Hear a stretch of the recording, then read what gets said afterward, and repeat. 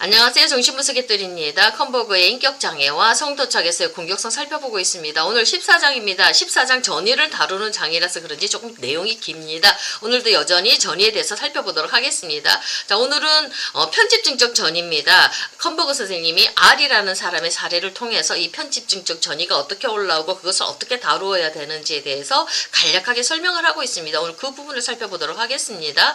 자, 우리 상담에서 정신분석 상담에서 이 전의는 굉장히 중요합니다. 내담자 안에 있는 어떤 것들이 올라오고 그 다음에 분석가는 또 어떤 역전의를 느끼면서 이 전의와 역전의의 관계 속에서 그 사람의 내면의 세계를 깊이 치료에 들어가는 게 이 정신분석 치료의 핵심이죠. 근데 그 중에서 이 편집증적 전의가 참 까다롭고 다루기가 힘듭니다. 자, 이 전의는요, 이 편집증적 전의는요, 전의에서 내재화된 원시적이고 박해적인 대상관계를 반영합니다. 나쁜 대상관계가 올라온다는 거죠. 그래서 치료자를 나쁜 놈으로 바라봐요. 그래서 치료자를 마구 공격하기 시작합니다. 그리고 이 사람들은 투사적 동의심을 보이거든요. 그러니까 치료자가 잘 다루지 못하면 이거 굉장히 폭발적인 공격성이 올라오는 거가 되기 때문에 이걸 잘 다루어야 된다고 컨버그는 이렇게 우리에게 가르쳐 주고 있거든요. 자, 이 편집증적 전의를 어떻게 다루는지 그 기법을 보면요. 환자가 치료자의 행동에 관한 그런 현실을 심각하게 왜곡하고 있다면 치료자는 그걸 덮지 말라고 얘기를 합니다. 치료자는 환자에게 자신이 보기에는 당신이 보이는 그런 현실을 바라보는 관점이 조금 잘못되어 있고 관점이 완전히 다르고 좀 모순된 것 같다고 말해야 된다고 얘기를 하고 있습니다. 직면을 시키라는 얘기입니다. 근데 자신들은 진실로 바라보고 있는 거를 이게 뭔가 좀 잘못된 것 같다, 모순된 것 같다 이렇게 직면에서 들여다보게 할 때 이 사람들이 좋을까요? 안 좋죠. 그래서 공격성들이 막 경로가 막 올라와서 그 치료자 그 상담 현장이 그냥 무슨 전쟁터가 되어져 버리는 거거든요. 그러니까 저희들 같은 초보 같은 사람들은 그거 다루기 굉장히 버겁지 않습니까? 근데 우리 컨버그 선생님은 그거 아주 잘 다루시거든요. 근데 어떻게든지 직면을 시킬 때 이 사람들의 또 내면 세계에 더 깊은 곳으로 갈 수 있다고 우리에게 안내를 해주고 있습니다.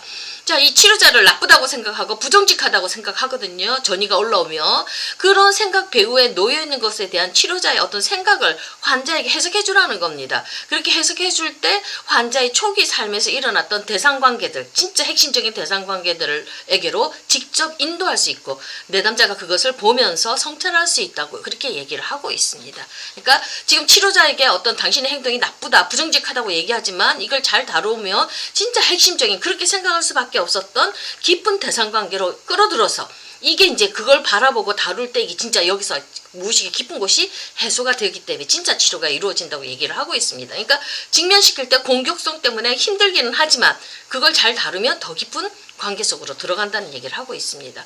자, 환자가 전의에서 망상을 보일 때 자기가 오해한 대로 그대로 믿어버리죠. 망상을 보일 때 치료자가 모순된 두 개의 현실을 수용할 수 있음을 전해야 된다는 겁니다. 같이 싸우는 게 아니라 치료자가 환자한테 어떤 확신을 줘야 되냐면 너의 그 모순된 망상된 현실도 수용할 수 있고 너 진짜 현실을 바라볼 수 있는 그것도 이 현실을 제대로 분석할 수 있게 해주는 그 현실도 나는 감당할 수 있고 이게 내가 두 개를 다 다룰 수 있다는 거를 그 든든함을 이 분석가가 내담자에게 보여주어야 된다는 겁니다.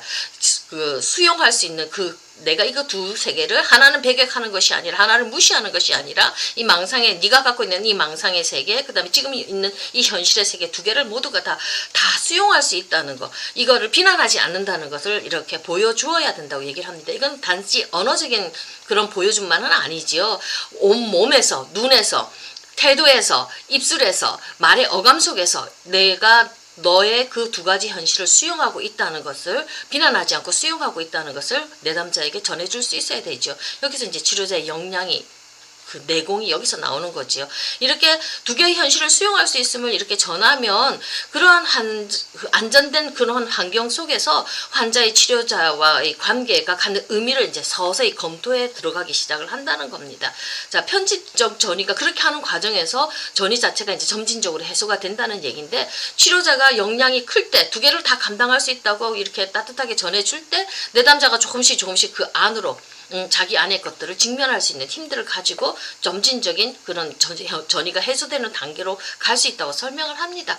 자, 뚜렷한 편집증적 전의들은요, 전형적으로 환자의 이성화된 자기 표상하고 대상 표상으로부터 떨어져 나간 거예요. 무의식에 억압된 거예요. 자, 그러니까 순수한 그런 형태의 공격성에 의해서 물든 내재화된 그런 부분 대상 관계들이에요. 나쁜 대상 관계들이거든요. 요것들이 이제 그 사람의 인생을 괴롭게 했으니까 요걸 드러내서 이제 치료를 해야 되지요. 그러니까 치료자 자체가 그걸 다 감당할 수 있는 그런 역량이 되어질 때 우리 환자들이 편안함을 느끼면서 이 어렵고 힘든 이 괴로운 작업들을 수행해 나갈 수가 있다고 이렇게 얘기를 합니다. 자, 아래 사례를 한번 보면요. 40대 후반의 사업가입니다. 동생자가 되는 것에 대한 공포도 가지고 있고요. 직장에서 대인관계에서도 문제가 있습니다. 성적인 문제도 있어요. 근데 이 사람이 가학적인 부모 밑에서 자랐어요. 아버지가 때렸어요.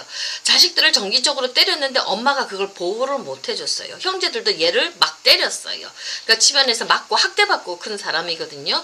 자연히 나쁜 대상관계가 이 마음속에 심겨져 있었을 거 아닙니까? 그러니까 이게 무의식의 그 나쁜 대상관계로 물들어져 있으니까 현실 속에서 좋은 직장관계, 동료들과의 관계를 유지해 나갈 수가 없지요. 성적인 문제도 따라오지 않습니까? 자, 이렇게 이 사람이 분석을 받으면서 이제 어느 정도 라포가 진행되어졌어요. 근데 어느 시점에서 이 사람이 알이요. 컴버그를 보면서 당신 불친절을 한 것 같아. 회기를 시작할 때 인사하는 모습이 나를 귀찮아하는 것 같아. 이러면서 막 비난하기 시작을 해요. 그리고 어떤 날은요, 심하게 화를 내면서요, 컴버그가 길 건너편에서 자기 걸어오는 거 보면서 보도에 길바닥에 침을 뱉었다고 이렇게 얘기를 하거든요. 그 컴버그는 그런 일이 없거든요. 근데 너가 이렇게 내 걸어오는 거 보고 너 길바닥에다 너 침을 택 뱉었다고 이렇게 얘기를 하면서 막 그냥 비난을 하거든요. 그 컴버그는 아니라고 당연히 나 그런 적 없다고 얘기를 할 거 아닙니까? 근데 아니라고 말해도 이 망상에 사로잡혀 있기 때문에 이 사람들은 믿지를 않아요. 너 분명히 그랬는데 왜 아니라고 그러냐면서 도리어 막 격노를 하는 거예요. 정말 미치고 환장할 노릇이지 않습니까? 근데 컴버그가 당황하지 않고 이 사람을 붙들고 이제 전이가 올라온 거라는 거, 편집증적 전이가 올라온 거라는 거 당연히 알았겠죠. 그러면서 이 사람을 잘 다루기 시작을 합니다. 이제 이 사람은 이제 컴버그에 대해서 자신에게 어떤 불쾌함과 불만, 심지어 혐오감까지 느끼고 있다고 생각하는 것은 이게 이제 컴버그가 해석을 해주면서 네가 나에게 그렇게 느끼는 것은 전이에서 너의 그런 가학적인 아버지의 관계가 활성화되었기 때문이라고 해석을 해줍니다. 네가 지금 전이가 올라와서 나한테서 이런 식으로 하는데 이거는 네 가학적인 아버지가 이렇게 올라와서 나를 그렇게 보는 거다 이렇게 얘기를 했는데 해석이 당연히 안 들어갑니다. 이 사람이 그 말을 안 믿어요. 받아들이지를 않습니다. 좀 얼마나 힘들었겠습니까? 자, 컴버그는 네가 너를 불쾌하게 여기는 것 같아 이러는 네가 받은 인상은 전혀 사실이 아니고 나는 거리에서 너를 본 적도 없고 침 뱉는 행동으로 보일 만한 어떤 행동도 한 적이 없다고 얘기를 합니다. 그러니까 자신의 말은 완전한 진실이라고 자신에 대해서 단호하게 진술을 하기 시작을 합니다. 그러니까 이 알은 자기가 맞다고 생각했는데 컴버그도 단호하게 나는 그런 적 없다고 이렇게 진실되게 얘기를 하니까 혼란스럽겠죠. 그러니까 이 알이 컴버그의 단호한 진술에 혼란을 느낍니다. 그러면서도 이 사람은 그렇게 화를 내면서 진실이라고 믿었던 사람이 컴버그가 그렇게 단호하게 얘기하니까 혼란스러운 와중에서도 그 컴버그의 강력한 태도와 말투에 그냥 안심도 하는 거예요. 이 사람은. 그러면서 컴버그의 모습은 그에게 분명코 정말 관심을 갖고 이렇게 자기에게 관심을 갖고 정직하게 대화하기 위해 노력한다는 것으로 이렇게 보였을 거라고 생각을 합니다. 진실되게 다가와서 이렇게 대화를 한다는 것을 이렇게 이 사람이 느낀다는 겁니다. 그러니까 그러는 서로 간에 이제 티키타가 왔다 갔다 하겠지요. 난 절대로 안 그랬다, 그런 적 없다 이러는데 자기는 분명히 봤다고 생각한 사람이 이제 컴버그의 단호한 행동을 보면서 혼란을 느끼면서 어떤 쪽으로는 좀 안심을 느끼면서 이 사람이 조금 현실에 대한 인식들을 조금씩 하기 시작을 합니다. 이제 컴버그가 그때 뭐라고 또 얘기를 하냐면 컴버그의 태도 속에서 이제 어떤 정직한 태도 그런 것들 자신에게 관심을 갖는 정직하게 대화하는 진실된 모습을 봤기 때문에 이 사람이 조금씩 자기 자신에 대해서 생각을 합니다. 컴버그는 현실에 대한 너의 견해와 내 견해가 본질적으로 양립이 불가능하다. 두 개가 같이 있을 수가 없지요. 하나는 침을 뱉었다고 그러고 하나는 절대로 아니라고 그러고 이 두 개가 같이 있을 수가 없다. 뭔가 하나가 문제가 생긴 거다. 우리 두 사람 중 하나는 미친 거다. 이렇게 얘기를 합니다. 이제 컴버그가 자신의 행동을 잊고 있었다든지 아니면 컴버그의 행동을 네 믿음에 따라 잘못 이해하고 있는 건지 둘 중에 하나다. 이렇게 얘기를 던져요. 깊은 해석이 들어가는 게 아니라 현실에 대한 사실을 그대로 설명을 해줍니다. 그러니까 컴버그는 이 투사성 동일시의 기제를 충분히 해석해 줄 만한 능력이 있는 분석가지요. 거기에 대한 해석은 하지 않고 현실 그 자체에 대한 서로의 인식이 모순되어져 있다. 누구 하나는 미쳤다 이렇게 정확하게 볼 수 있도록 해줍니다. 네가 미쳤는지 내가 미쳤는지 그거를 얘기를 한 건 아닙니다. 둘 중에 하나는 미쳤을 거다 이렇게 얘기를 합니다. 그게 둘 중에 하나는 미쳤고 이 회귀 중에 광증이 존재한다고 얘기를 합니다. 그러면서 내담자가 스스로를 바라볼 수 있도록 성찰할 수 있도록 이렇게 안내를 해주거든요. 그랬더니 컴버그의 그 친절한 태도, 진실한 태도, 그 다음에 컴버그가 누구와 둘 중에 하나는 잘못됐고 둘 중에 하나는 미쳤을 거라고 이런 언어적인 표현을 하니까 갑자기 극적으로 아래 반응이 달라지기 시작합니다. 자기를 보는 거거든요. 막 울음을 터뜨리면서 자신을 용서해달라고 얘기를 합니다. 자, 그러면서 자기에 대해서 진짜 감정을 표현을 합니다. 컴버그에 대해서 강렬한 사랑의 충동을 느꼈고요. 그 느낌에 대한 동성애적인 의미가 있을까봐 자기는 두렵다고 자신의 마음을 속지룩하게 얘기를 합니다. 자, 이제 이런 것들을 보면서 컴버그는 네가 이런 감정을 표현하는 것을 볼 때 현실에 대한 너의 인식이 조금 비현실적인 사실이라는 걸 네가 인정한 것 같아 이렇게 얘기를 합니다.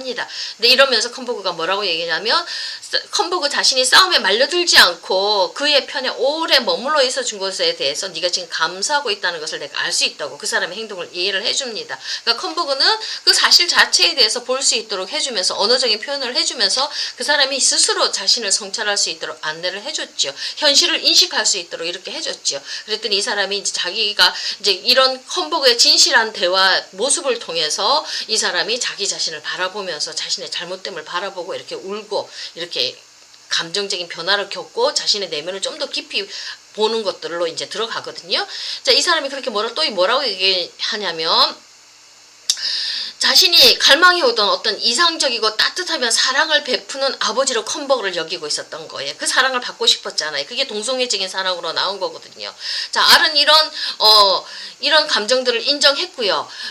자기가 강한 남자와 좋은 관계를 맺고 싶어하는 자신의 소망에 대해서 좀 더 자유롭게 말을 하는 걸로 들어갑니다. 자신을 향한 깊은 탐색으로 들어가거든요. 근데 요 뒤편에 좀 더 깊은 분석으로 들어가는 거는 여기서 제가 끊고요. 오늘은 여기까지만 좀 제가 말씀을 드리도록 하겠습니다. 그러니까 제대로 잘 진실되게 우리 치료자가 이거를 이 사람들의 그 모순된 점을 직면하고 거울처럼 보여주는 기능들을 할 때 이 사람들이 자신의 그 모습 화는 나겠지만 이런 것들을 우리가 잘 담아내고 견뎌줄 때 이 사람들이 그것에 대해서 인식을 하고 모순된 그 모습들을 바라보면서 그 나빴던 이런 식으로 컴버그를 오해했던 거는 그 자신의 내재된 나쁜 대상관계가 있었다는 것들로 자신의 더 깊은 내면을 들여다보는 것들로 들어가는 거지요. 그러면서 이제 전이가 해소되어지고 깊은 치료로 간다는 것을 우리 컴버그 선생님이 가르쳐주고 있습니다. 오늘은 여기까지 하겠습니다. 감사합니다.